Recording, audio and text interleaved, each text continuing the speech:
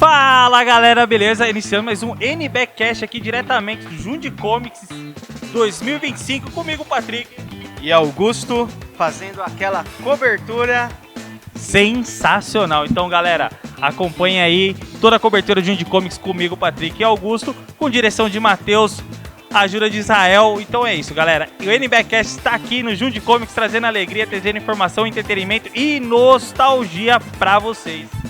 Fazendo aquele agradecimento ao Sander e o Ed por ter incluído a gente nesse grande evento. Tamo junto, hein? E não esqueçam, assista o episódio que rolou com eles aí na semana retrasada e vamos pra cima. É isso aí.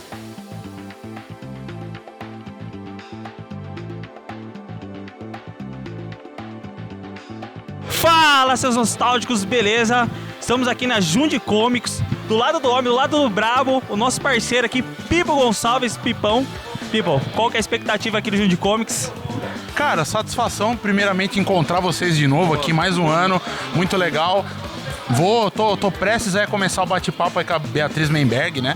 Dublador do Resident Evil, God of War. O pessoal já tá se ajeitando ali pra começar. E a expectativa, cara, vão ser 2 dias, né? Sábado e domingo, né? Aqui na biblioteca, de volta às origens, né? O evento começou aqui uns 25 anos atrás, né? É a 15ª edição e eu tô aqui pra mais uma vez, além de prestigiar, poder contribuir com a minha parte e fazer uma coisa que eu gosto tanto, que é falar de cinema, falar de dublagem, falar de nostalgia, né? Falar de personagens com profissionais da área, igual o caso da Beatriz, né? Boa, e aqui entre nós aqui, vamos fazer uma polêmicazinha rápida, que eu adoro polêmica, você tá ligado, né? A minha parte da polêmica é comigo mesmo. Sim. Qual que é a dublagem que você mais gosta da Beatriz? Da Beatriz que eu mais gosto, eu acho que é a Freya do God of War. Os 2 últimos games, ela que faz a Freya, né? Eu acho que é a mais... Tem uma cena bem dramática ali que, enfim, acontece uma parada com um personagem. Não sei, a galera meio encucada com spoiler, né? De jogo e tal, que ali eu achei que ela entregou tudo e mais um pouco ali. Eu sou fã do trabalho dela, né?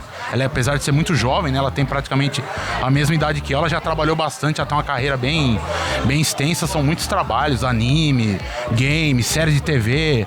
A Kate da This Is Us também é um personagem dela muito legal, que eu acho que ela faz também. Tá passando até na TV aberta, na Globo e tal. E eu sou fã do trabalho dela, mas eu acho que a Freya... Pegou seu coração, né? É, se eu fosse escolher, acho que a Freya do God of War. Não, é isso aí, galera. Estamos aqui com o People e é isso. Vem pro Jundi Comics, vem prestigiar que o bagulho vai ser doido.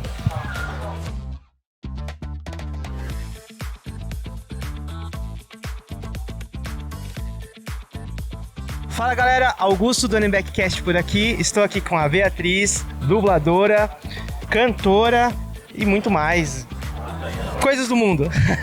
Aqui a gente vai fazer aquela perguntinha que a gente faz nas nossas resenhas do podcast. Vão ser 3 perguntas. Beatriz, seguinte.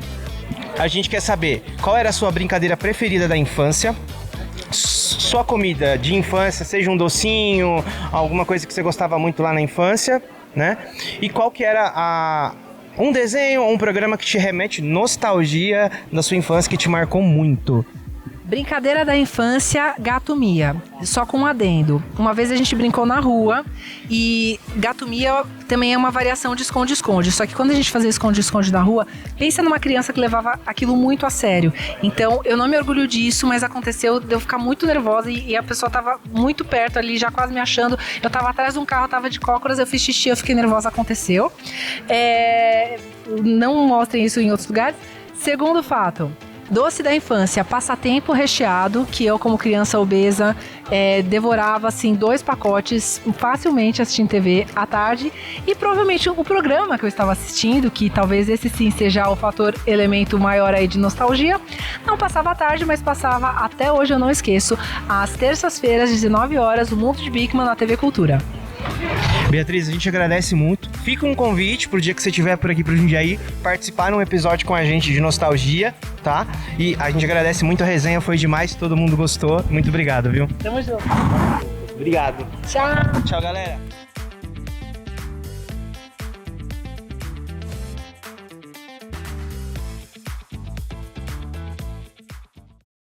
Pessoal, sejam muito bem-vindos ao Jundi Comics 2025. Vamos começar aqui o nosso bate-papo com a nossa convidada especial, como eu falei, abrindo aqui os nossos trabalhos aqui dessa edição 2025. Tive uma das missões mais felizes desse ano aqui, que é de poder não só entrevistar, mas conhecer a Beatriz, que acompanha o trabalho já tem um tempo. Tô conhecendo a Beatriz hoje, pessoalmente também, tá sendo mais que um prazer, um privilégio para mim, né? Gente que produz conteúdo, que gosta de cinema, que gosta de cultura pop, poder conversar com profissionais da área. Agradeço ao Sander Júnior, ao Ed Galileu, ao pessoal, uma salva de palmas pro pessoal que tira o Juni Comics do papel, que é uma trabalheira danada, todo mundo, o pessoal que tá aí participando, sensacional. Vamos lá começar então, Beatriz Menberg. Como eu gosto de falar, Beatriz, eu gosto de começar sempre pelo começo, por mais redundante que seja, né? Olha, essas perguntinhas, ele ficou tirando foto disso nos stories, eu tô morrendo de medo. Ele fica me atiçando com isso aí. Eu não sei o que ele perguntou, vamos descobrir. Eu não sou muito... Fausto Silva não ligava de anotar tudo numa folha sulfite e dobrar toda amassada. Eu já sou meio Gugu Liberato. Eu gosto de fazer uma fichinha mais bonitinha. O evento, o público, todo mundo merece, né? Antes da gente começar a falar do assunto principal da sua vida e carreira, que é a dublagem, como eu falei, eu brinquei, né? Vamos começar do começo, do início. Eu sei que a gente é da mesma geração, né? Pelo que eu andei dando uma pesquisada, né? E eu queria saber, Beatriz, como que é pra você, o que te influenciou também, de antemão, ser uma criança dos anos 80 e 90, e quanto disso influenciou na sua escolha de carreira para poder começar a atuar, poder começar a acompanhar os desenhos e filmes e ter vontade de trabalhar com isso também? Excelente pergunta. E antes de mais nada, antes da gente começar pelo começo propriamente, como ele sempre está trazendo aqui a microfonia, é o pesadelo dos músicos, eu gostaria de enaltecer dois super profissionais da comunicação que estão aqui, e eu já tenho amnésia, então eu vou perguntar o nome deles de novo. Em primeiro lugar, enaltecer o nosso tradutor de Libras aqui, não sei o seu nome, você... O Lelo, acabei de falar o nome dele em linguagem de Libras. Uma salva de palmas para o Lelo, que está fazendo toda a adaptação aqui. Inclusão hoje não é um luxo, é mais do que uma obrigação. E enalteço realmente os nossos organizadores. A galera da palminha ali já se ligou. Boa. E outro profissional que eu tive prazer assim, de rapidamente conhecer, que eu também já esqueci o nome. Ele é um locutor de renome, está aqui nas mídias, no Telecine e em vários outros meios. Vocês estão diante de mais celebridades do que vocês imaginam. Por favor, seu nome de novo, querido? Rafa De Pieri. Sigam Rafa De Pieri. Trouxe uma salva de palmas pro Rafa que está aqui prestigiando. Muito importante, além de trabalhar, prestar a sua voz e fazer o seu trabalho, é prestigiar outros comunicadores também.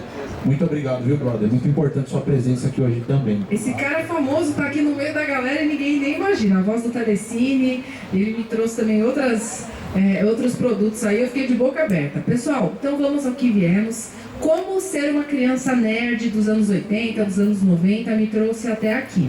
Em primeiro lugar, novamente, obrigada aí por esse luxo, né, que é ser tão bem recebida com uma galera tão legal. E muitos de vocês também nasceram nessa época incrível. O rapaz tá inclusive meio pálido, tá tudo bem, rapaz? Você tá passando bem? Esse é amigo nosso, ele tá tudo certo. Então tá bom. E nosso amigo realmente gosta de sol, porque todo mundo instintivamente, talvez ele tá ali, né, mantendo a promessa. Gente, eu fui uma criança que assistiu todos os filmes da Disney que vocês possam imaginar. Não tinha tanto essa cultura da Pixar. Nossa, Pixar. Gente, fugiu. Eu tô tão emocionada que fugiu os nomes certinho. É que tem um outro... Não, Pixar, eu falei Pixel. Não, é que tem outro que eu gosto muito, que é Pix. Eu tô sempre pensando nesse também. Quando a gente vira adulto, a gente vai mais... Eu não sou mais fã do Pix do que da Pixar. Eu já saí, agora vou ficar com mais uma piada aqui no meu bolso para as palestras. Fica à vontade. Você é mais do Pixar ou da Pixar? Mas enfim. E muito menos dessa geração, muito mais da geração Disney, raiz, digamos assim. Eu assistia muito Mundo de Bigman, talvez tenha sido um dos programas que eu mais... Nossa, eu tô aqui também. Nossa. Quem foi criança sabe, quem assistiu TV Cultura mais do que qualquer outra coisa sabe. Porém, nem todos nós que ficamos ali diante da TV nos tornamos dubladores, ou artistas, ou pessoas que redigem HQ. Conseguimos aí viver de arte, viver de dublagem. Eu tive muita boa sorte, mas por trás dessa boa sorte também teve muito trabalho. E eu vou contar um pouquinho dessa história, tentar resumir. Pessoal, como eu mencionei, desde que eu me entendo por gente, eu sempre gostava mais e prestava mais atenção nas coisas do mundo da fantasia do que na vida real. Hoje em dia tem uma série de diagnósticos, né? TDAH, as neurodivergências todas. Eu ainda não passei por nenhum tipo de diagnóstico, mas provavelmente algo me fazia ficar muito mais conectada no mundo da fantasia do que no mundo propriamente ali, da escola, das notas, das aulas de matemática. E até acho que muitos de vocês se identificam também. E novamente, não é porque você tem esse perfil que você vai conseguir vencer nessa guerra, que é conseguir viver de arte, que é conseguir adentrar essas profissões talvez mais interessantes, porque eu percebo muito isso. Foi interessante essa brincadeira do Pix, porque a luta de muitos de nós até hoje é vida real versus vida artística. Sair do CLT para poder viver de arte. Então a gente vai falar bastante sobre isso também, invariavelmente, mas é um assunto que eu também tenho estudado. E eu consegui fazer essa virada e ainda por cima consegui ter no meu portfólio alguns nomes que muitos de vocês gostam, e talvez seja por isso que vocês estejam aqui para ouvir um pouquinho do que eu tenho para trazer, com este besouro gigante. Um grande beijo a The Beatles, né? Essa banda já fazendo uma homenagem. E brincadeiras à parte, vou contar um pouquinho então de como é que eu transcendi do universo dos fãs, que é onde todos nos encontramos, para um universo onde a gente pode viver propriamente em algum nível aí da nossa arte. Tudo começou com essa criança fã, e mais do que animes, na época tinha Cavaleiros do Zodíaco, enfim, transformou tudo. A dublagem é o que é hoje devido a Cavaleiros do Zodíaco. Os eventos geeks só existem por conta do advento de Cavaleiros, que trouxe aí a grande mídia toda essa paixão que um monte de gente tinha pela cultura geek, pela cultura japonesa. Isso estava, né, tudo ali entupidinho, fechadinho no armário dentro da gente. Estamos aí saindo desse armário nerd há mais de 20 anos, mas também não foi exatamente pelo advento do anime, que foi o que mais me interessou.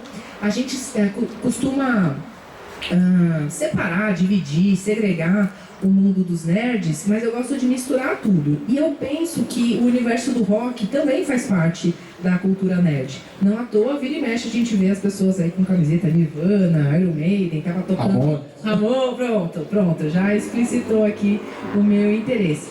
E para falar propriamente disso, de todo o universo das mídias, das artes, o que mais me interessava era o rock. Na época a gente tinha uma MTV muito maravilhosa, MTV Brasil. Eu também tinha a boa sorte de ter TV a cabo na casa da minha avó, e por essa TV a cabo, acho que era TVA, não era nem NET, era uma outra lá que tinha uma tal de MTV Latina, que ninguém assistia. Tipo, eu não tinha nenhum amigo que assistia a MTV Latina.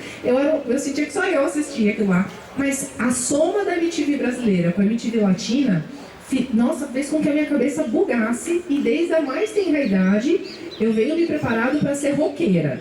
Então percebam como a vida tem caminhos absolutamente abstratos.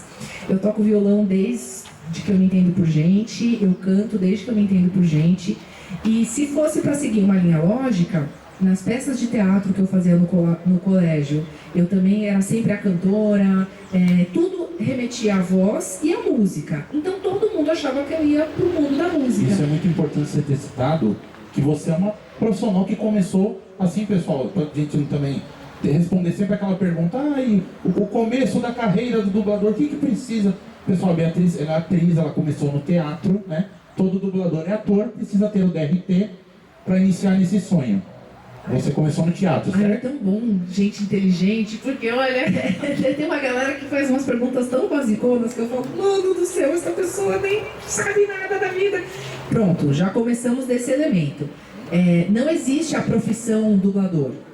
Essa é uma profissão que a gente inventou. Existe a profissão ator. Dentro de ator, você pode ser um ator de teatro, você pode ser um ator de novela, você pode fazer cinema, você pode fazer comercial, você pode fazer dublagem. Percebe? Então, muita gente aborda os dubladores do tipo, como é que eu faço para tirar o DRT de dublador? É diferente do DRT de ator? Não existe DRT de ator, DRT de dublador, é um DRT só. E para quem não sabe do que eu estou falando, o DRT é o registro profissional que a gente precisa tirar ali com o governo, com os sindicatos e tudo mais. É uma espécie de passaporte para uma carteira de trabalho do mundo dos atores. E no mundo dos dubladores, esse DRT ele é bem importante. Então eu sempre começo as conversas, inclusive com meu amigo ali, eu falei, você tem DRT? Ele, não, ai caramba, senão eu já tinha até uns trabalhos ali pra gente já começar. Então, esse é o nome do jogo, né? Por mais que você esteja no teatro amador, fazendo trabalhos incríveis, ou se você tem bandas, se você é artista em algum nível. Assim, essa parte de HQ, ilustração, eu não diria tanto, porque são artes que não conversam tanto. Mas se você já identificou que você tem perfil de artista e está nessas artes mais práticas, digamos assim, que exigem interpretação em cima de um palco, você já tem que ficar ligado que o quanto antes você precisa tirar o seu DRT para que quando surgirem as oportunidades, você já vai estar ali mais de bate-pronto, podendo atuar. Porém, nem só de DRT se faz essa história. Então, eu gosto sempre de ressaltar que mesmo sendo uma fã de coisas e uma admiradora de coisas, uma nerd apaixonada... nem comentei, gente, aqui assim, é bem pouco popular, quase nunca eu tenho amiguinhos, mas como eu falei do rock, né, eu era obcecada por uma banda chamada Smashing Pumpkins, e eu sou obcecada por essa banda até hoje, e eu gosto de trazer esse norte porque de fato foi algo que literalmente me norteou até hoje. Eu comecei a aprender inglês para entender as letras daquela banda. Na época tinha um álbum que lançou, Melancholy and the Infinite Sadness, e era um álbum super difícil, com umas letras super difíceis, e eu realmente queria entender o que estava escrito lá. Isso muito antes do Google Tradutor, então assim, eu pegava ali o dicionário mesmo e ficava palavra por palavra. Nessa brincadeira de aprender melhor o inglês, e muitos da nossa geração fizeram isso por meio do videogame, né? O videogame foi uma grande escola de inglês para muitos de nós. Para mim foi mais essa parte do rock, das bandas, da MTV. E o empilhamento desses saberes, que foi, eu já ter entrado num coral da minha escola para aprender a cantar, eu já estava aprendendo a tocar violão, porque a minha mãe sempre tocou violão, e aí eu gostava, eu imitava. Enfim, dessa soma desses saberes artísticos, foi se formando a Biazinha ali, que com 21 anos tirou o seu DRT. Isso em paralelo com outras coisas que eu estava fazendo também. Eu fiz uma faculdade que não era de artes, eu fiz Relações Públicas, que é de comunicação, que é algo que está me ajudando muito hoje com as redes sociais. E esse foi o início dessa história. Mas sim, com 21 anos eu tirei o DRT. Sensacional. Então, teatro, a música, ou seja, a atuação, a música, a arte em geral, sua paixão por rock and roll, Smashing Pumpkins, a influência da família, sua mãe, igual você falou, tocava violão, aprendi a tocar violão, igual a minha mãe fazia, tudo isso daí foi, igual a Beatriz falou, foi acrescentando camadas para que no início da vida adulta dela, como falou, aos 21 anos, ela tirasse o DRT dela. O papo, como eu falei, pessoal, ele é dinâmico, né? A gente vai trocando uma ideia aqui. O pessoal que está nas lojinhas também, o pessoal que está aí ouvindo o papo. Quem quiser fazer pergunta para a Beatriz Menberg, dubladora, só chegar aqui que eu empresto o meu microfone. Vocês ficam à vontade, assim vocês conhecem ela também. E fazem a pergunta de vocês também. Logo eu também vou abrir para vocês que estão aqui. Vão pensando nas perguntas aí. E vocês, todo mundo que está aqui vai poder fazer uma pergunta para Beatriz. Agora, Beatriz, já adentrando na sua carreira de dubladora mesmo, né? Você falou, tirou o DRT aos 21 e aí começou a iniciar alguns trabalhos na dublagem. Qual foi o primeiro que você fez, você se recorda? Ou você também começou fazendo... Porque ano passado, eu acho que ele é seu amigo, inclusive, eu estava no Parque da Uva, o Júnior Gomes foi lá. Ah, legal, apareceu aqui, agora que eu vi, que bom. Obrigado, pessoal da técnica, aí por colocar o logotipo no telão. Eu tive esse mesmo papo ano passado com o Raul Schlosser, né? Amo! Uma salva de palmas pro Raul, gente. Quem não conhece, ele é uma das vozes mais incríveis. O pessoal do MBackcast também, o Stanley Stocker, estavam lá, mais algumas pessoas ano passado. Foi um papo muito legal. Gente boa pra caramba. Exatamente, foi um papo muito enriquecedor, engrandecedor, assim. Ele falou muito sobre o início, as pontinhas que ele começou a fazer, os papéis de vozerio, que era fazer aqueles papéis de voz de conversa, de multidão mesmo. Como que foi o comecinho pra você? Vocês viram que eu gosto de falar, né? Então ele deve ter uma listinha de perguntas, eu meio que respondo uma história de uma vida. Fica tranquilo, isso aqui é só pra gente não perder as estribeiras. Muito bem. É muito interessante essa pergunta. Nossa, pontas e vozerio. É como todo mundo começa e é como todo mundo continua. Existe um mito de que a gente vai parar de fazer ponta e vozerio só porque se tornou um dublador um pouco mais estrela, talvez, um pouco mais reconhecido, que já faz protagonista o tempo todo. Isso é a maior mentira. Então, caso alguém aqui da plateia já tenha interesse em trabalhar dessa forma, saiba que isso vai ser algo que vai te acompanhar para sempre. Não é porque você conseguiu ali o seu primeiro protagonista que é o fim do vozerio. E para quem não sabe do que eu tô falando, vozerio nada mais é do que... Ou melhor, a gente pode brincar de fazer isso aqui agora. Eu vou brincar com vocês, não sei se vocês lembram do Chaves, tinha aquele momento da escolinha do professor Girafales e todo mundo blá blá blá blá, silêncio, blá blá blá blá, silêncio, blá blá blá blá blá, tudo por causa do professor Linguiça.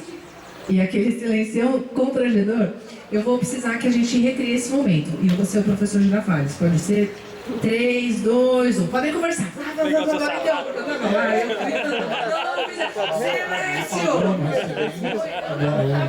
silêncio! Silêncio! Pronto, professor Linguiça. Tinha que ser o Chaves de novo. Tinha que ser o Pikachu de novo. Senhores, pronto. A gente acabou de brincar, a gente acabou de vivenciar algo que na dublagem a gente faz o tempo todo. Recriar situações de barulho em que tenham um contexto. Mas como é que funciona o vozerio? Ó, já virou uma aula aqui, um trechinho da minha primeira aula. Mais pra frente eu vou fazer o meu jabá também. Isso, a Beatriz é professora, tem o curso dela. Eu também sou professora online e desonline também, dou aulas particulares. E essa é a primeira aula sempre, né? Pontas e vozerio. Então a gente já teve quase que um workshop e é simples assim. Por isso que é fácil começar dessa forma e é a maneira como a gente vai testando os primeiros dubladores para que eles se familiarizem com o universo do estúdio, do microfone. Hoje muita gente já começa de forma remota, que foi uma grande revolução que a Covid trouxe aí pra gente, né, a pandemia. Porém, a forma ideal é começar no estúdio de verdade, porque isso também está sendo um fenômeno.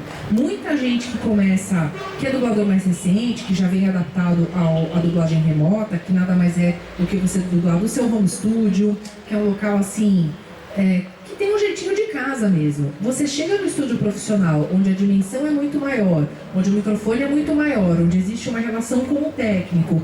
Algo está acontecendo nessa nova geração que eles estão assim, atrofiando, eles estão assustados de sair do home studio para o estúdio de verdade. Então, qual que é uma explicação que a gente traz para a parte de vozerio? Cada vozerio é um vozerio. Tem estúdio que gosta de criar banco de vozerio e isso nunca dá muito certo.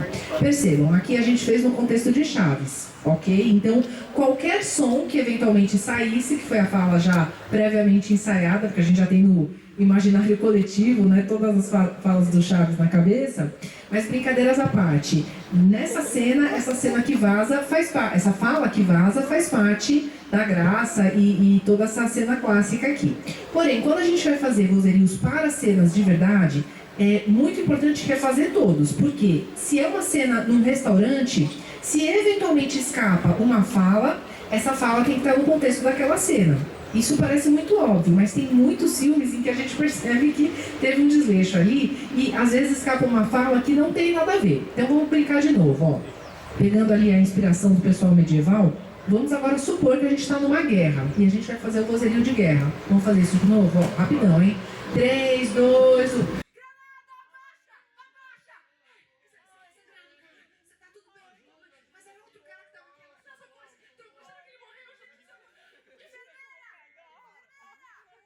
Muito! Gente, tem atores profissionais aqui, uma salva de palmas! O pessoal medieval aí precisa de assistência, precisa de um curandeiro. No medieval era mais misturado, né, com a religião padre, talvez, para fazer a extrema unção. Então percebam, imagina que tudo que a gente falou nesse vozerio, enfermeira, saúde, uma granada, alguém ferido, misturar com um de restaurante. Parece super metrô, óbvio. Restaurante, sala de aula, não faz muito sentido. Né? Mas cada cena pede um vozerio novo. Então os estúdios sempre precisam de bancos de vozerio, entre aspas, porque, de novo, a gente tenta deixar algumas coisas já pré-reservadas, mas cada cena pede uma situação nova. E exemplos de vozerios ruins estão por aí, em todo lugar. Só vou fazer um recorte. De novo, né, falando da adolescente nerd que cresceu assistindo coisas, para mim um exemplo de um vozerio péssimo é o do Titanic. porque dá pra perceber que ali tem uma multidão de pessoas, tem quase uma cidade dentro daquele Titanic, e claramente no vozerio tem 3 pessoas, ou 4, ou 5. Assim, não deu conta de fazer a massa sonora que precisava. Então, esse efeito do professor Linguiça, eu no Titanic eu fico ouvindo o tempo todo meio que a mesma pessoa. Cuidado! Ah, meu Deus! Isso tira totalmente a nossa imersão do filme. Mas, novamente, a gente pode falar isso melhor mais pra frente. E é, sim, uma forma de começar. Bom, agora, tirando detalhes sobre o que é vozerio, ou o que deixa de ser, e se é a melhor forma de começar ou não. Sim.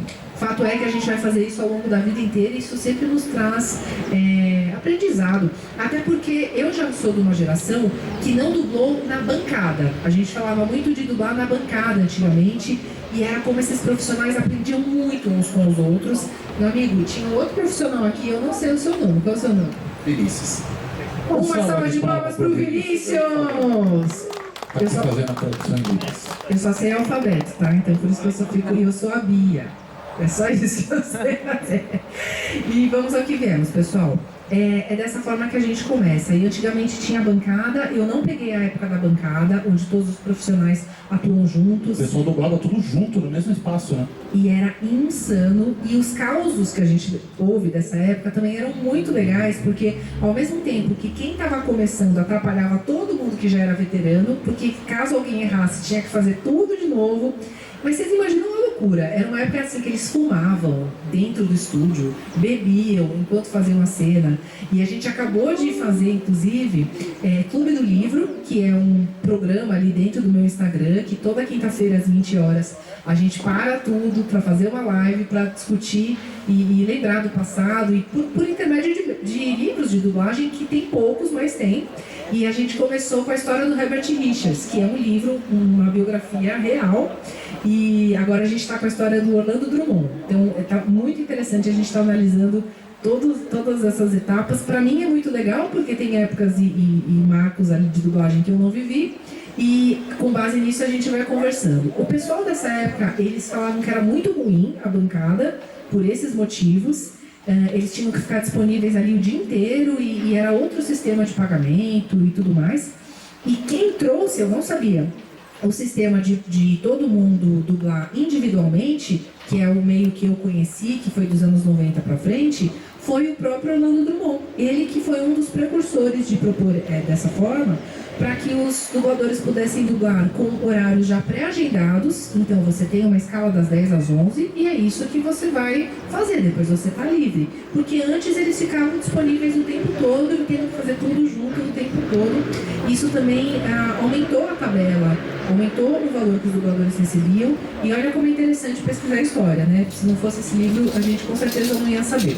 E estou contando toda essa história para dizer que até um determinado tempo a gente tinha uma formulinha, a gente tinha um jeito para fazer os novos alunos, as novas pessoas irem adentrando o mercado. E de novo, depois da pandemia é muito mais difícil, porque daí os estúdios fecharam as suas portas mesmo para novas pessoas. Antes a gente ia se enfiando, a gente ia fazendo o tal do estágio, que era ficar lá, ficar acompanhando, ficar assistindo. Eu tive a boa sorte de ter sido formada num estúdio pensado para alunos de dublagem. Esse formato não existe mais. Eu adoraria recriar, por favor, me incentivem a conseguir um dia montar uma escola recriando aquele formato, porque era muito legal, uma espécie de estúdio-escola, onde você já sai trabalhando, mas não sei se vai ser tão rápido voltar a ter esse formato. Fato é que hoje em dia, quem está conseguindo adentrar o mercado da dublagem é justamente essa geração pós-pandemia, que montou um estúdio próprio e já chega falando, abordando, né, o dono do estúdio ou o diretor daquela obra, ele já chega falando: oi, tudo bem, eu tenho um home estúdio. E dali começa a brincadeira, porque hoje em dia virou um diferencial. Que legal, Bia.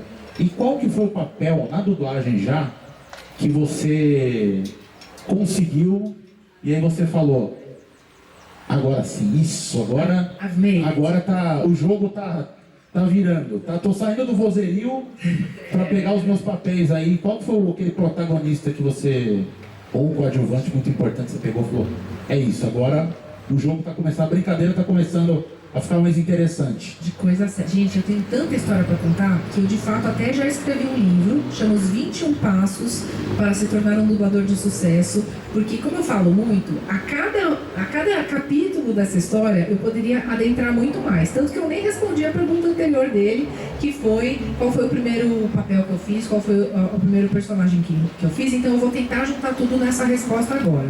Como eu comecei nesse estúdio que eu mencionei, que era um estúdio escola, teve muita vantagem de ter começado nesse formato, porque de fato, uma vez que o meu DRT saiu, eu já saí trabalhando e teve muito mais desvantagem, porque o dono desse estúdio era um picareta, ele não pagava a gente direito. Esse estúdio, eu não posso nem falar o nome desse estúdio até hoje, porque eu sou queimada por ter trabalhado lá, então eu gostaria de dizer que mesmo dessa forma underground, eu estou fazendo até hoje as maiores protagonistas de videogame, então se eu conseguir, vocês também conseguem. E aí eu estou fazendo uma alusão a Carla Pérez num comercial dos anos 90, caso alguém tenha lembrado, ela falava: se eu consigo, você também consegue. Mas brincadeiras à parte, eu gosto de contar essa história porque é para quebrar o estigma de que você tem que entrar pela porta da frente, de que você tem que ser amiga dos dubladores mais da panela. E existe sim uma panela da dublagem. Então eu sou a Panela, prova... pra ter todo lugar tem panela, né? Todo lugar. É impressionante. Compartilhar alguma coisa? Ah, não, se eu falar, vai muita polêmica. É no caso da música mesmo. Eu já fui cancelada, tá? Então, tudo isso eu vou trazendo ou por meio de e-books que eu vou lançando aos poucos, ou aqui nas minhas palestras. Meus alunos têm acesso a todos esses causos. As minhas lives de quinta-feira eu gosto de trazer todos esses causos, porque como foi trazido, não é que de repente Bob Esponja, de repente Freya, de repente... Então assim, as pessoas cada vez mais estão muito imediatistas e a geração TikTok está ávida por uma fama que às vezes é totalmente fictícia e digital, sem ter de fato as habilidades para aquele ofício. Então por que eu gosto de contar da menina que assistia a Big Man, da menina que tocava violão no teatro, porque nessa brincadeira foram se passando 10, 15, 20 anos. E quando chegou a Freya, e aí obviamente já respondendo essa pergunta, que foi a personagem que mudou tudo na minha trajetória, eu já tinha 25 anos de arte, se você somar com o período da base amadora ali. E isso eu não vou me delongar, porque eu fiz parte de mais de uma companhia teatral. Eu comecei nesse estúdio super mequetrefe de dublagem. É uma construção mesmo, né, Bia? Exatamente. Eu fiz parte de um estúdio onde eu vivia de dublagem das 8 da manhã às 10 da noite. Não tinha de longe nenhuma perspectiva de ter um sucesso real, porque naquele estúdio só ia, assim, realmente clientes piorzinhos. O preço era muito baixinho, não tinha nada a ver com videogame, não tinha nada a ver com as coisas que eu assistia na TV. E se passaram 10 anos e eu ainda não estava. Eu ligava a TV e eu não tinha nada ali que tivesse a minha voz, mesmo eu trabalhando com dublagem quase que o dia inteiro. Então percebam, recentemente eu passei, vou falar isso porque tem conexão, tá? Vocês vão falar, nossa, ela tá desabafando aqui da vida pessoal dela, mas por favor, entendam. O palco é seu, esse evento é todo seu, você pode falar o que você quiser, Beatriz. Ô, louco! Pessoal, recentemente eu passei por um processo depressivo, não sei se foi uma depressão, não sei se foi um burnout, não parei para entender, mas fato é que com tantas transformações, e principalmente com a crise dos roteiristas, com essa crise relacionada à IA, que não é a IA propriamente que está nos substituindo, não acredito que isso vai acontecer tão cedo, mas o mundo parou depois da pandemia como uma ressaca, e esse é um olhar meu. E nessa brincadeira eu me vi totalmente sem dinheiro, me vi totalmente sem os trabalhos que já garantem o meu sustento.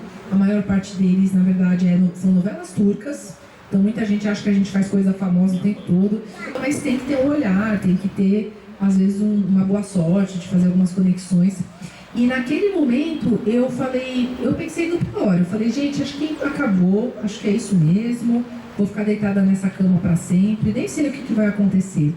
E um dos motivos de eu não estar fazendo live desse momento, porque eu sempre faço live das minhas palestras. Sigam a Beatriz Menberg Dub no Instagram. O conteúdo que ela faz é muito legal e as curiosidades que ela divide também são muito legais. E falando em curiosidade, tem uma novidade que eu só estou autorizada a falar na BGS, que é daqui a algumas semanas.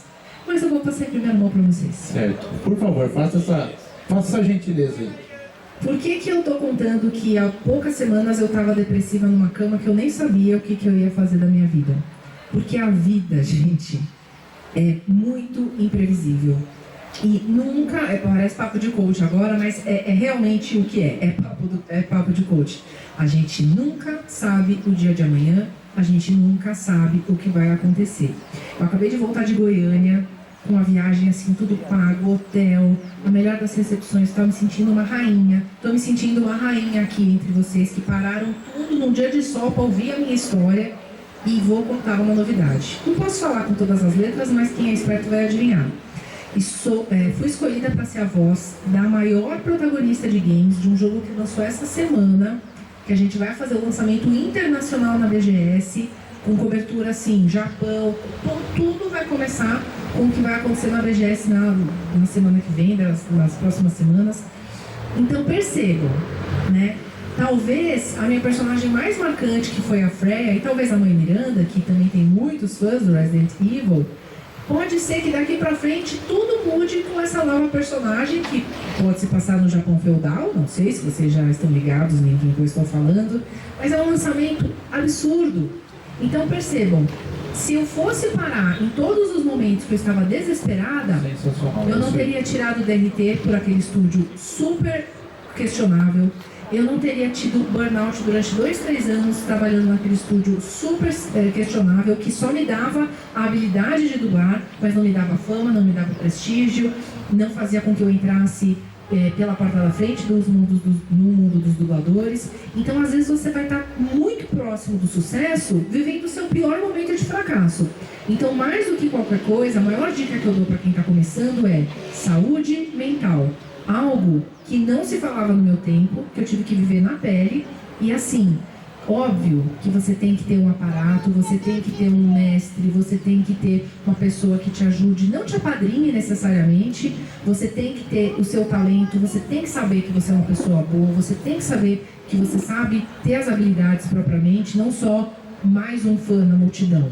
Eu adoro o mundo dos fãs, eu faço parte do mundo dos fãs, mas eu fiz parte do mundo dos artistas para aprender as minhas habilidades, que hoje me fazem uma boa atriz, que consequentemente fazem de mim uma boa dubladora, que tem um diferencial tão grande no mundo dos games, que sou sempre geralmente escolhida para esses papéis de maior destaque. Então eu contei um monte de coisa para finalizar contando. A minha primeira personagem foi uma ponta num filme pornográfico onde eu era uma prostituta. Pronto, Sensacional, tá vendo? É assim, pessoal, isso tudo constrói caráter, constrói carreira, como a Bia falou, as dificuldades que ela passou, não desistiu. Não ouvia, não tinha o prazer de ouvir a voz dela nas emissoras de TV. Hoje qualquer pessoa que assistiu This Is Us na Rede Globo, a Kate do This Is Us é a voz da Beatriz. Todo mundo que jogaram Resident Evil Village, o pessoal fala a Final Boss. Eu sou velho, a chefona do Resident Evil Village, da Mãe Miranda, que é a voz da Beatriz Menberg, e o trabalho que eu acho é o meu favorito até hoje, que eu acho absolutamente sensacional, que com certeza está te proporcionando essas outras oportunidades aí que a gente ainda vai ouvir falar muito da Beatriz ainda e dos trabalhos que ela fez. É a Freya, os 2 últimos games nórdicos aí da saga God of War, né? A Freya é a voz da Beatriz Menberg, na época acreditada como Beatriz Vila, né? Aí você trocou sua lição de casa. Eu me canceriana com ascendente em gêmeos, né? Isso aí. Eu pesquisei sua vida toda. Eu tô aqui para isso, gente. Eu fui contratado hoje para isso, para estar aqui preparado para. E vocês vão pensando aí que eu vou emprestar depois o microfone para vocês fazerem as perguntas de vocês também. Mas já você tá com medo dessas aqui? Você não viu? Não. A gente não sabe o que eles vão perguntar, né? Aliás, eu quero saber quanto tempo a gente tem. Porque vocês viram que, gente, eu entro aqui no meu hiperfoco e eu vou até o infinito. Eu tô de olho aqui. A gente tem uns 40 minutos tranquilamente aqui. É mesmo? Ninguém me tira desse palco aqui, né? Eu vou ficar mais 40 minutos sentado aqui, porque é sobre isso. Que bom que vocês vieram pra cá, eu tava preocupado. Isso aí. Vamos direto para as perguntas da galera? Lá. Quem quer fazer pergunta pra Beatriz? A gente já pensou. Nosso amigo, uma salva de palmas aqui pro nosso amigo Stanley Stoker. Tá aqui participando, tava no passado. Obrigado, viu, amigo, por estar aqui prestigiando. Cara, fica à vontade, faz sua pergunta pra Beatriz Menberg.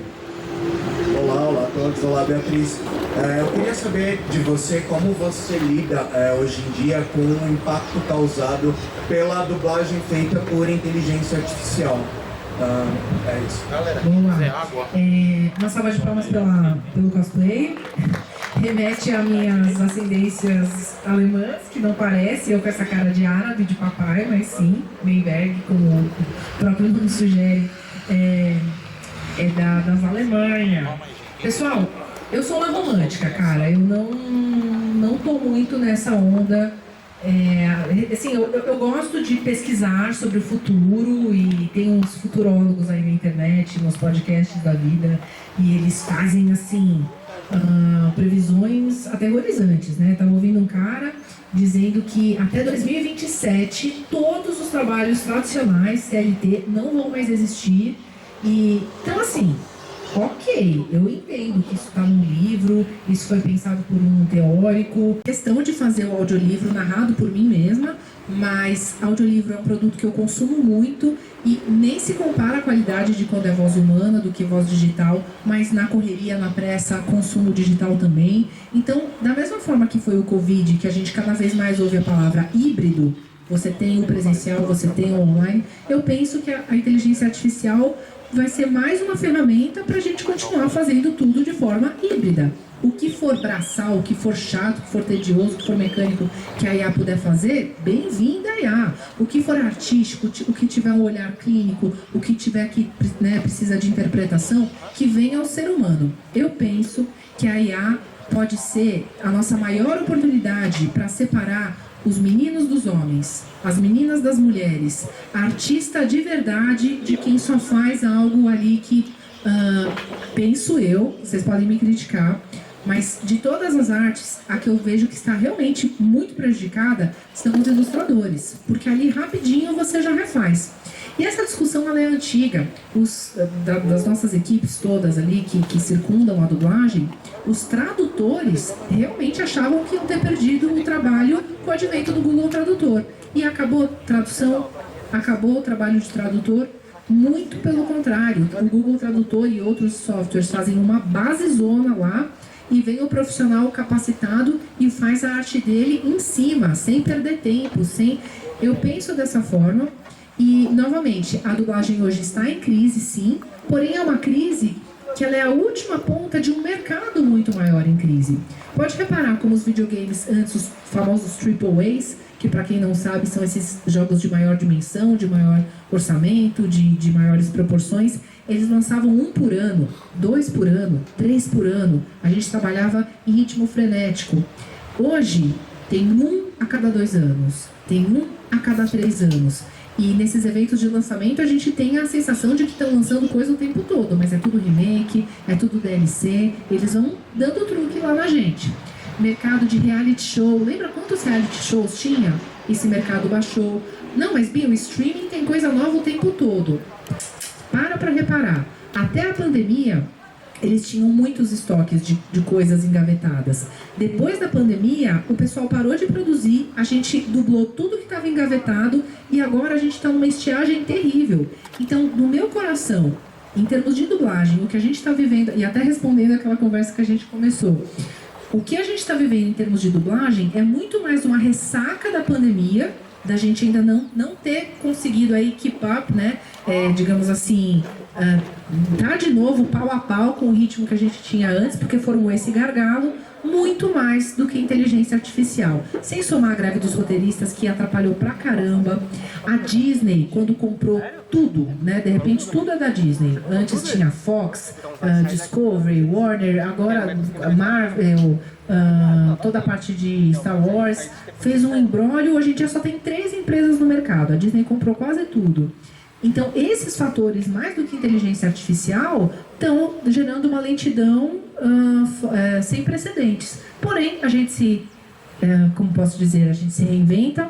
Eu estou me reinventando no digital, estou fazendo cursos que, modéstia à parte, estou me encontrando na vida, mais como professora do que, eventualmente, dublagem.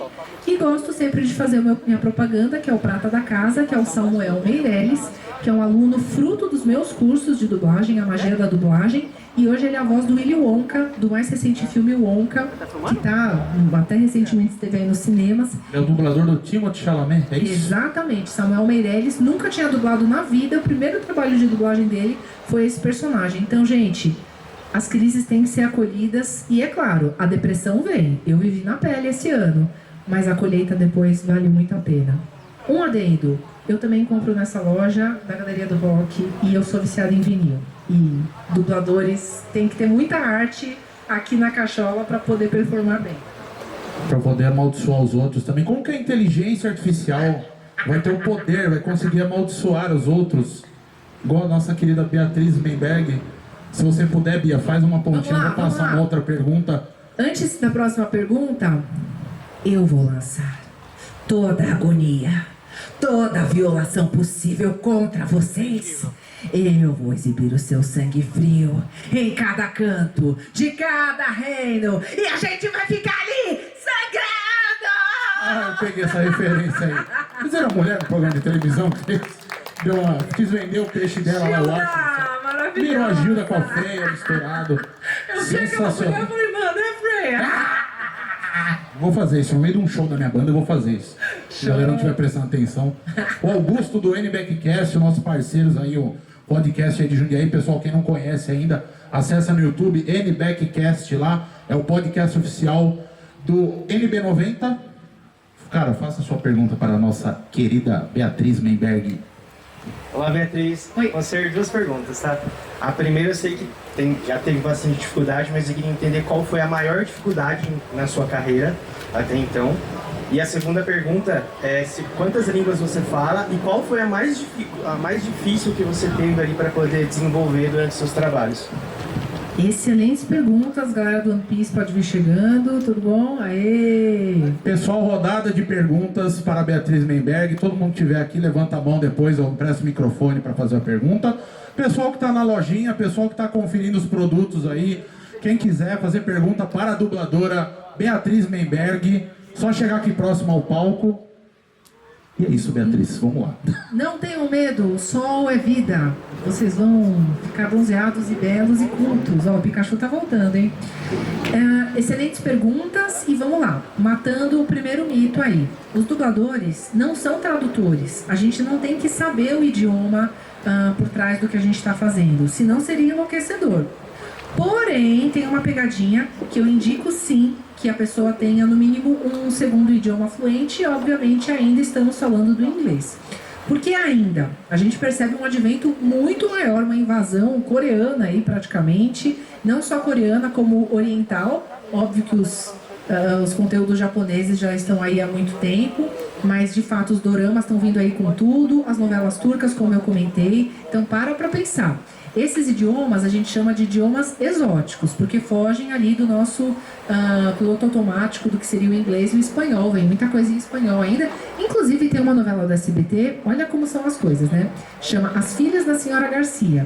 Eu estou dublando a Senhora Garcia, mas não na versão do SBT, numa dessas versões que vão para Angola e Moçambique. Olha como... São países que também falam língua portuguesa, né? Exatamente. Inclusive tem uma palavra chique para esse termo, que é lusófonos. Eu gosto, quando eu estou numa palestra com pessoas sofisticadas como vocês, eu gosto de falar que... E tem um termo que a Beatriz detesta, que é localização. Gente, o homem sabe fazer, eu tô com medo.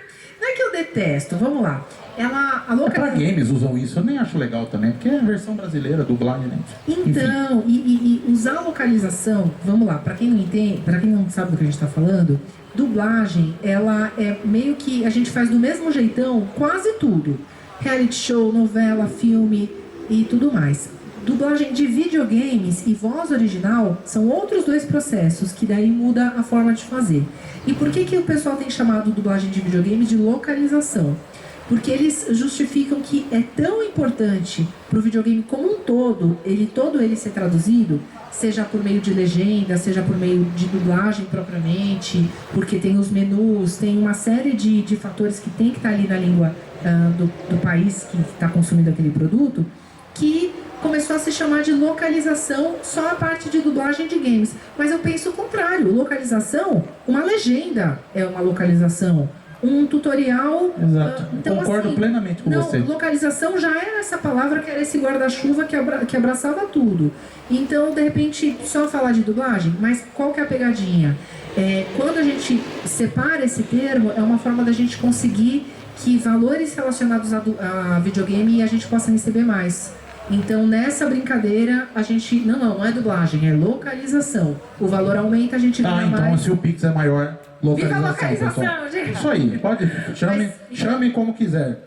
O importante é chamar pra dublar, né? Contratar a Beatriz e Pronto. parar de ficar buscando esses Star Talent aí, apresentador de TV e esses caras que não sabem o que estão fazendo. E precisa contratar profissional da área, pessoas que têm uma bagagem, como é o caso da Beatriz. E terminando a pergunta, não, a gente não precisa saber todos os idiomas do universo, mas eu sugiro que o inglês é o mínimo ainda, mesmo com o advento dessas outras culturas que estão bombando, porque você já vai treinar o seu ouvido para entender e se localizar. Como a maioria vem em inglês ainda, facilita muito quando é um idioma que você domina. Você quase que vai fazendo toda a parte do sincronismo de uma forma muito mais instintiva.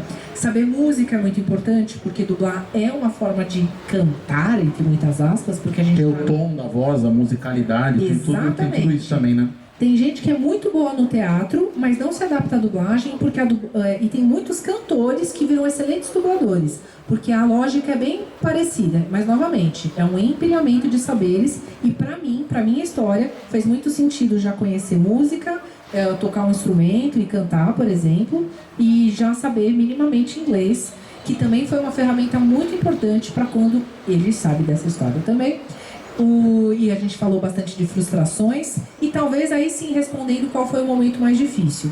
O momento mais difícil foi quando eu recebi um não, que foi aquele não em caps lock, em caixa alta, que eu quase fui a voz da Alexa, e passei 1 ano e meio nesse projeto. Essa história é muito interessante. Morei 2 meses na Polônia, e ao final do projeto fiquei sem voz, e perdi saúde, perdi cabeça, ganhei dinheiro pra caramba, eu nunca ganhei tanto dinheiro em dublagem. E era um projeto secreto e ninguém podia saber, e eu ali 100% envolvida, e a resposta foi não. Foi escolhida uma outra moça, apesar de 1 ano e meio de dedicação exclusiva àquele projeto.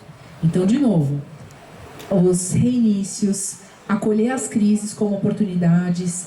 E agora que a gente está fazendo o Clube do Livro e está analisando a história do Orlando Drummond, a história do Herbert Richards, que foram os precursores dessa arte, é impressionante como dublagem e cinema, a história do cinema, a história do audiovisual, em todos os momentos surgia uma grande crise que dizia que ia derrubar tudo, que dizia que o mundo não ia ser mais como antes, que dizia que a gente ia perder os empregos, e essas pessoas visionárias reformulavam a cada momento a forma de interação, e dessas reformulações surgiram mais empregos. Resumo da ópera. Na história do Herbert Richards, para quem não sabe, ele foi amigo pessoal do Walt Disney.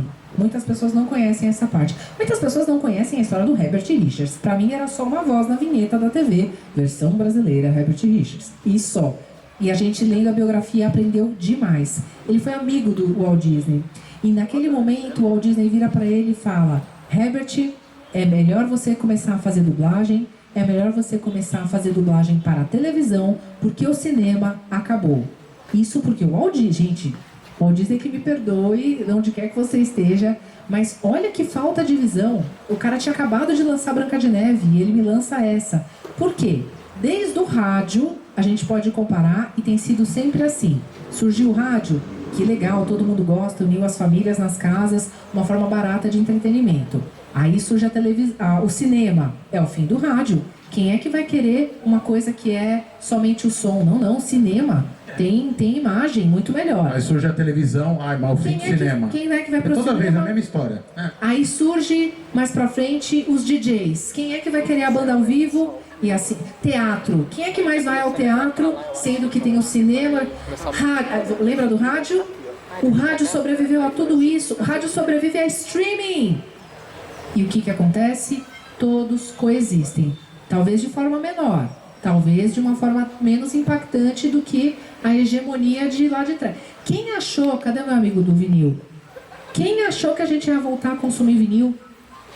Eu gasto todo o meu salário em vitrola, agulha nova, vinil. Então são movimentos do mercado que ninguém imagina. A IA é uma ameaça? Sim. É uma crise que a gente ainda está tentando entender o que vai fazer com isso? Sim. Mas que da mesma forma que o Herbert Richards e o próprio Walt Disney se reinventaram o tempo todo, eu tenho certeza que a gente vai tirar de letra. Sua pergunta. Boa tarde, Beatriz. Boa tarde, pessoal. Eu sou o Matheus aqui também do NBFcast. E a minha pergunta é a seguinte: eu acompanho bastante vídeos de dubladores, é algo que realmente eu gosto bastante de acompanhar. E eu vi uma vez o Guilherme Briggs falando que na dublagem, né, de uma pessoa, você tem que fazer algumas adaptações para a questão do lip sync.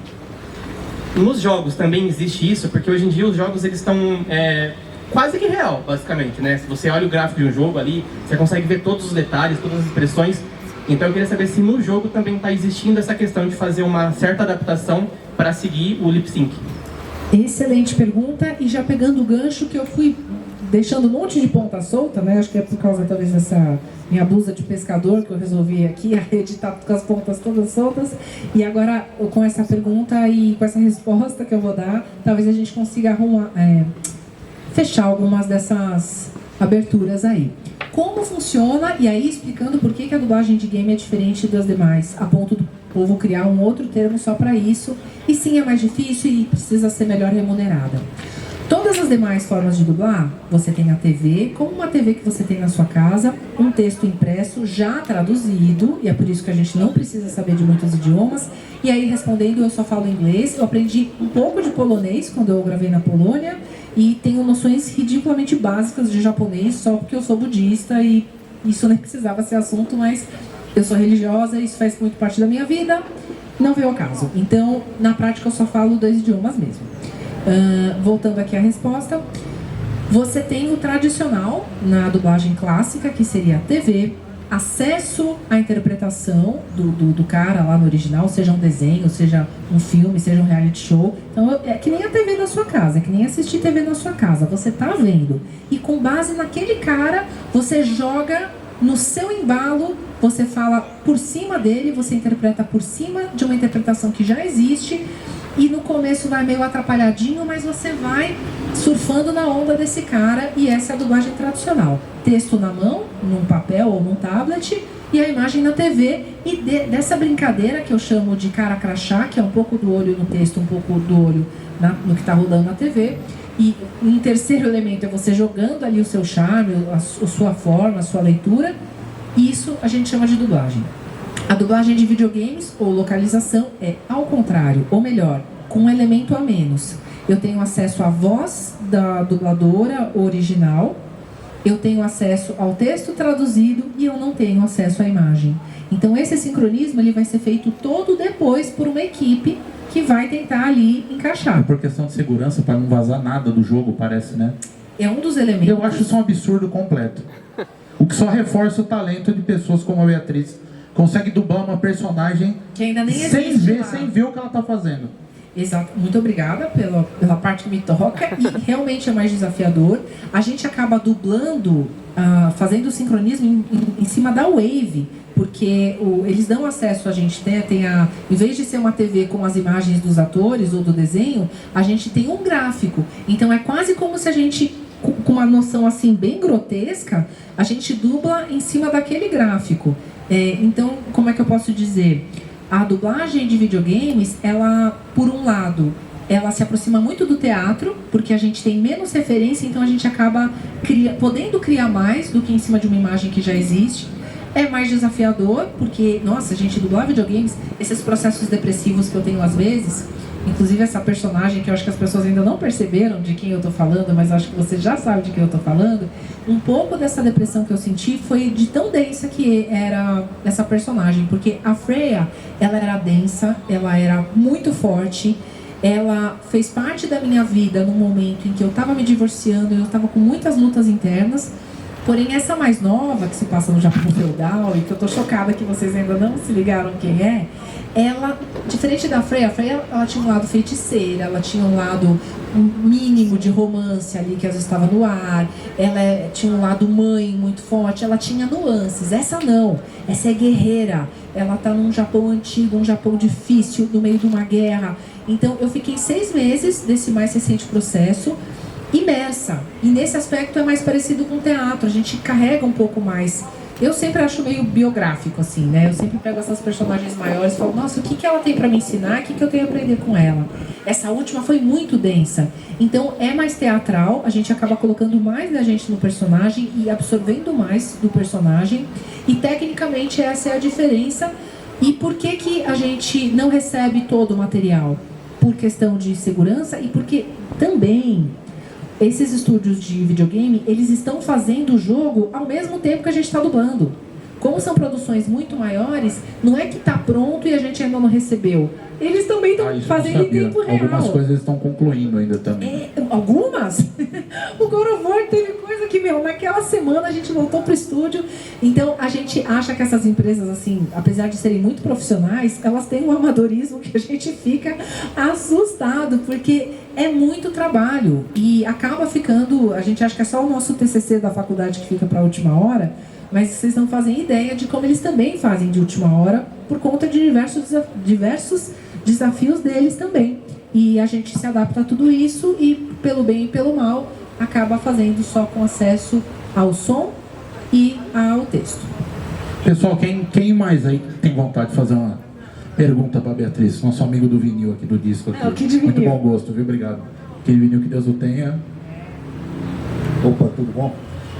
Você falou sobre a questão de dublar para a Turquia. No caso, essa questão, eu ia perguntar sobre a questão do lip sync, né?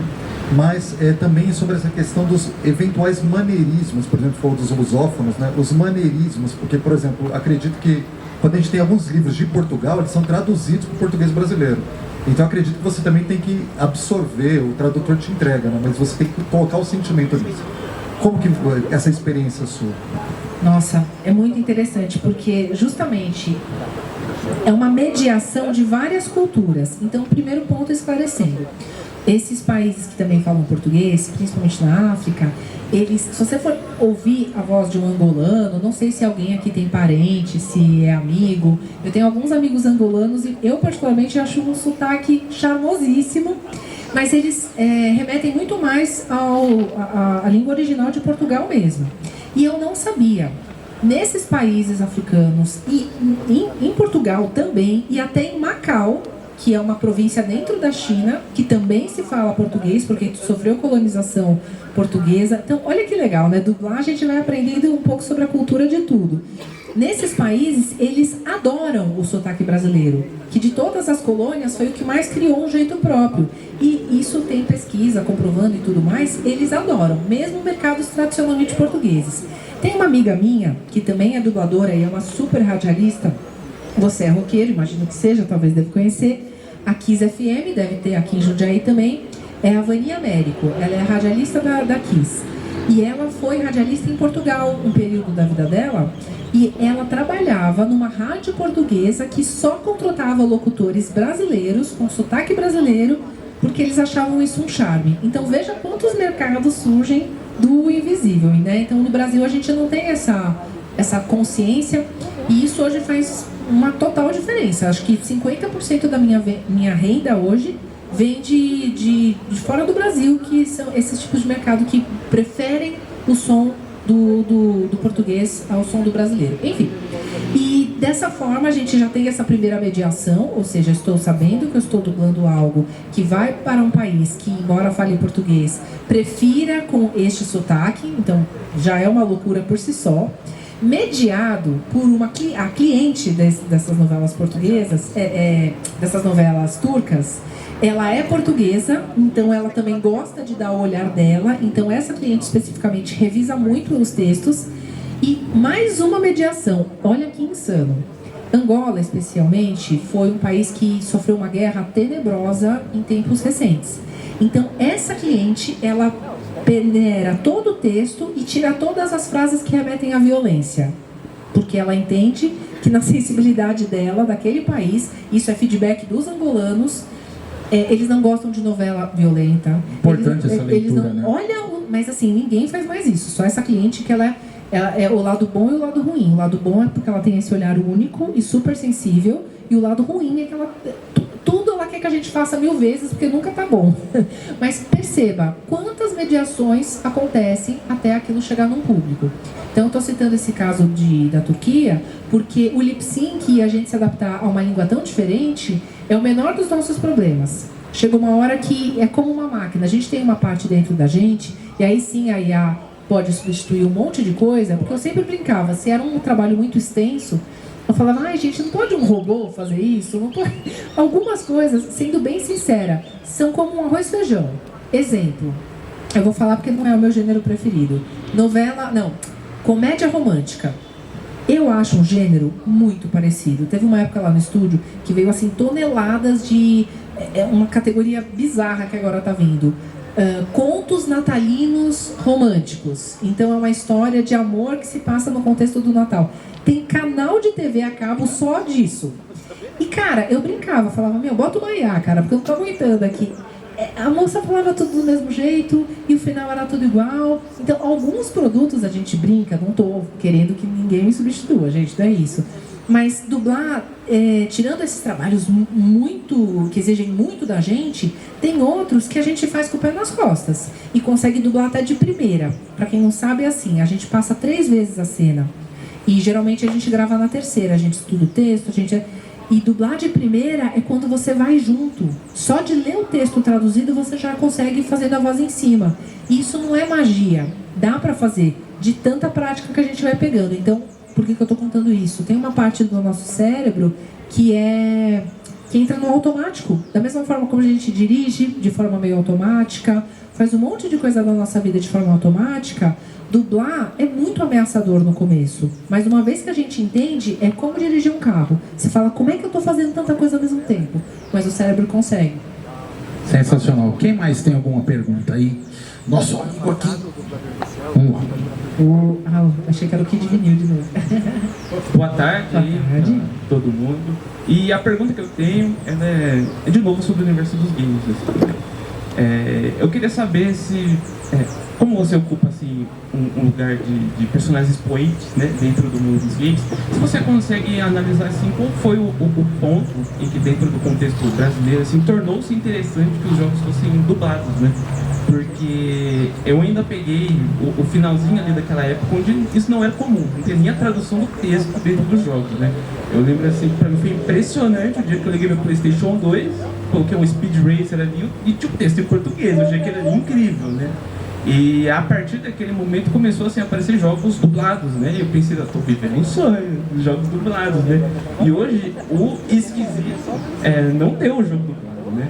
Então, assim, tem até a piada, né, que recentemente a Nintendo ela foi anunciar novidades, e a novidade era espanhol latino-americano e não tinha português. Gente, como os nintendistas sofrem, né? A gente sofre muito. Então, assim, a minha escola de inglês, por exemplo, foi Pokémon. E, assim, hoje em dia eu vejo que a gente tem um mercado gigantesco que consome muitas coisas e a gente não tem o mínimo de atenção, se quer o texto dublado em português, é estranho. É uma agressão, né? É uma postura que a gente entende que a empresa está nos agredindo tomando essas coisas. Então, a minha pergunta é sobre isso. Em que momento tornou-se interessante dentro do Brasil assim que os jogos fossem dublados? Deixou de ser uma coisa de criança, deixou de ser um mercado marginal ali, se tornou uma coisa assim extremamente interessante que movimenta muito, muito dinheiro. Ai, que pena que eu não consegui gravar essa live. Depois ela vai estar na íntegra em algum lugar ou só mais as fotos? Acho que alguns trechos de vídeos e fotos. Ai, porque tá tão rico. Qual é o seu nome?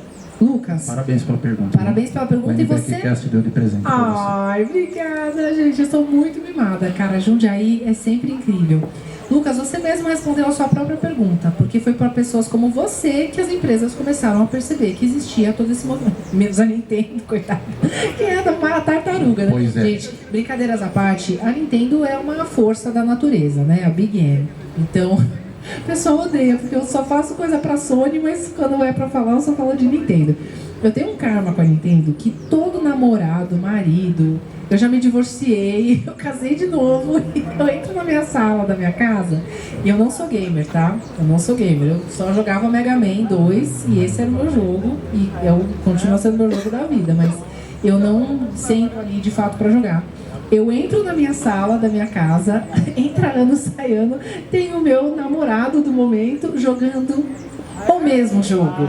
Não é videogame, é o mesmo jogo. E esse jogo é Zelda Breath of the Wild. É um jogo que me persegue. E o quanto de fã que pergunta se um dia eu poderia dublar a Zelda. Gente, se a Nintendo quiser, eu dublo até o Mario, mas por favor.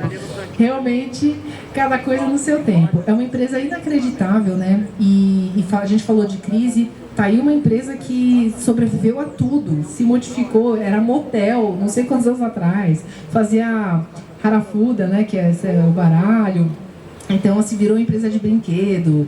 Então, antes de tudo, eu admiro muito a Nintendo e ela sobrevive dos próprios lucros. Outras empresas não fazem tanto isso, porque tem outras frentes de vendas e tudo mais. A Nintendo realmente, claro que agora tem filme, tem parques, mas a renda principal sempre é videogame e admiro acima de tudo. Mas nessa postura bem tradicional que ela acaba tendo para se manter, ela acaba tendo um conservadorismo bem burro, digamos assim. Porque o mundo mudou e ela tá... Tudo bem você crescer de forma lenta, mas não precisa ser tão lenta. A gente nunca vai entender o olhar deles para algumas coisas e tudo bem. O fato é que a gente consome do mesmo jeito, mas cada vez mais as pessoas olham as redes sociais, percebem as mudanças. Ali, nessa resposta, quase que entra o meu olhar de relações públicas. Como eu falei, eu sou formada nessa parte. E quando era, enfim, 2007, que eu tirei meu DRT e meu diploma de relações públicas, foi no mesmo ano.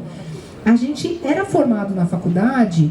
Assim, não, porque as pessoas se preocupam com as marcas, as pessoas fazem protestos se não está ali conforme a natureza, se a gente descobre que aquela marca destrói o meio ambiente. Isso, quase em 2010, ainda soava tão... Ai, será que as pessoas fazem isso mesmo? Eu não paro a minha vida se a marca não está do jeito que eu quero.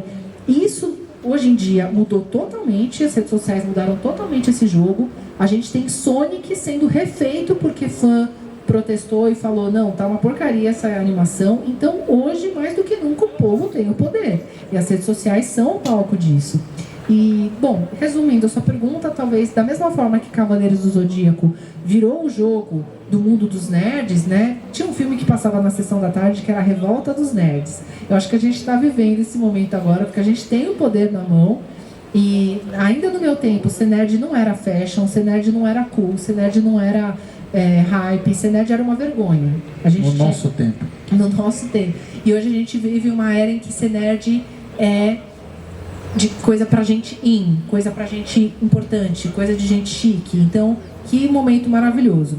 Eu não saberia dizer qual foi o jogo que fez essa virada, porque diferente de Cavaleiros, que foi muito claro, que foi um elemento marcante que mudou tudo, eu penso que foi um processo e sem querer querendo, aquela menina que dublava no pior estúdio do universo, por conta de contatos dos bastidores, entrou no advento dos primeiros jogos dublados. E é por isso que hoje eu tenho talvez esse protagonismo no mundo dos games. Desculpa o meu francês, porque foi algo totalmente na cagada.